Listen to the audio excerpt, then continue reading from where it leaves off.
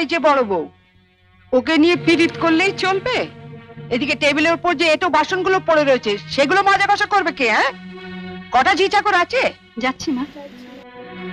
চলো না দিদি, আমি তোমার সঙ্গে হাতে হাতে কাজ করি।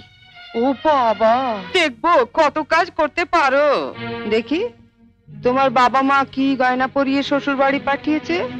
হ্যাঁ, গলার ওই দুটো সোনার না ইমিটেশন? আমার মা বাবা নেই, ছেলেবেলাতেই মারা গেছেন। আমি মামার কাছেই মানুষ।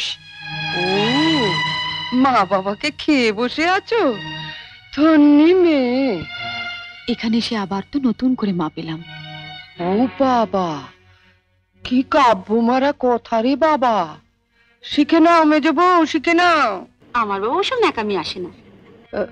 নাও, খোলো দেখি হাতটা। দেখি দেখি দেখি দেখি, ছোট বউয়ের মুখখানা দেখি। তোকে আবার কি খবর দিল? বা, রন্টুর বউ ভাতে যাবো বলে তৈরি হচ্ছে, হঠাৎ তনু গিয়ে বলল, তা মা তোমার ছোট বউয়ের মুখখানা তো বেশ। এই দেখ তো, ওর গলার হারটা সোনার না ইমিটেশন? আমার তো মনে হয় ইমিটেশন। মা দেখেছেন আমার বিয়ের হারটা এখনো কেমন চকচক করছে? এটা তো মনে হচ্ছে না, কেমন যেন মেয়ের মেরে। এটা আমার মায়ের গয়না, মা মারা যাবার সময় মামার হাতে দিয়ে গিয়েছিলেন। এই সুটকেসে আরো আছে। দেখি দেখি দেখি, সরো সরো সরো না, বাপের বাড়ি থেকে কি আনলে দেখি। এটি শাড়ি গো, ই মেয়ে, এ নিশ্চয়ই কোনো ভিখারি বাড়ির মেয়েকে বিয়ে করেছে তনু। আমাদের বাড়ির ঝিরাও এর কাপড় পরে না। ঝি ঝি, ই বাবা, লাল লাল হয়ে যাচ্ছে দেখি। পাউডার। মা মা আমি ঠিক বলছি মা, এ নিশ্চয়ই কোনো বস্তি বাড়ি মেয়ে, নইলে বিয়েতে কেউ এরকম শাড়ি দেয়? দেখ দেখ, বাহ, এই শাড়িটা কিন্তু বেশ, তাই না মেজে বৌদি? মোটামুটি আমাদের এখন আমাকে একটু মানিয়েছে। খুব সুন্দর মানিয়েছে, ভালো, খুব সুন্দর। আমি এই শাড়িটা নিয়ে যাচ্ছি, রন্টুর বউ ভাতে পরে যাব। শোনো, রাত্রিবেলায় ভালো করে আমি এসে সুটকেসটা ঘেটে দেখবো, কিছু যেন শরীর রেখো না। মা নজর রেখো। শাড়িটা রেখে যাও। রেখে যাবে মানে? শুনলে না, ও এটা পরে ওর বন্ধুর বউ ভাতে যাবে। বউ ভাতে যাবে? নিজের শাড়ি পরে যাক। বড়লোক বাড়ি বউ ভিখিরি মেয়ের শাড়ি ধরে টানাটানি করছে কেন? ও মা, মেয়ের কি চোপা গো, আস্তে না আস্তে। আমি বলছি শাড়িটা ছাড়ো। না, আপনার মেয়ে না বলছিল আমার মামা যেসব শাড়ি দিয়েছে তা নাকি ওদের বাড়ি ঝিও পড়ে না।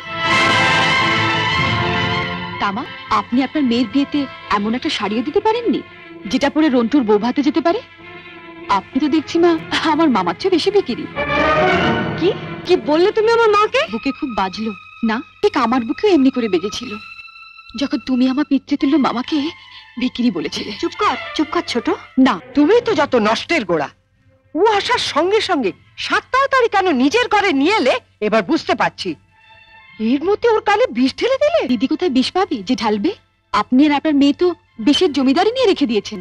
ছোট, শাড়িটা দিয়ে দে। না, আমার মামা খুব গরিব, বিয়েতে আমাকে ভালো শাড়ি না দিতে পারলেও এই শাড়িটা অনেক কষ্টে কিনে দিয়ে বলেছিলেন বাড়ির যিনি গুরুজন তার পায়ে দিয়ে প্রণাম করো। কি করলি হতভাগী? মা থাকতে আমাকে কত আশা নিয়ে বাড়িতে এসেছিলাম, নতুন করে আবার মাকে পাবো। কিন্তু বড়দি, ওনার যা মূর্তি দেখলাম এ তো মায়ের মূর্তি নয়।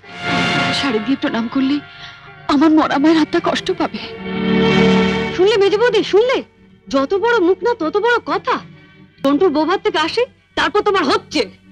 দাঁড়াও, আবার আগে ছুঁড়ে ছুঁড়ে যে শাড়িগুলো ফেললে সেগুলো সুটকেসে তুলে দিয়ে যাও।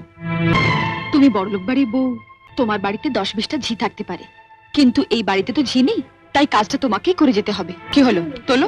ছেড়ে দে ছোট। তুই চুপ কর বড়দি। রন্টুর বউ ভাতে যেতে গেলে কিন্তু এই কাজটা করে দিয়ে যেতে হবে ঠাকুরজি। আমার বাড়িতে? মা, কি ডাকাত মেয়ে রে বাবা। যাই, ওনাকে বলি গিয়ে যাই। তুমি কোথায় যাচ্ছ? তোলো। মেজো বৌদি, ও বড় বৌদি, ছাড়, ছেড়ে দে ছোট, ছেড়ে দে, নইলে কিন্তু রন্টুর বউ ভাতে যেতে দেবো না।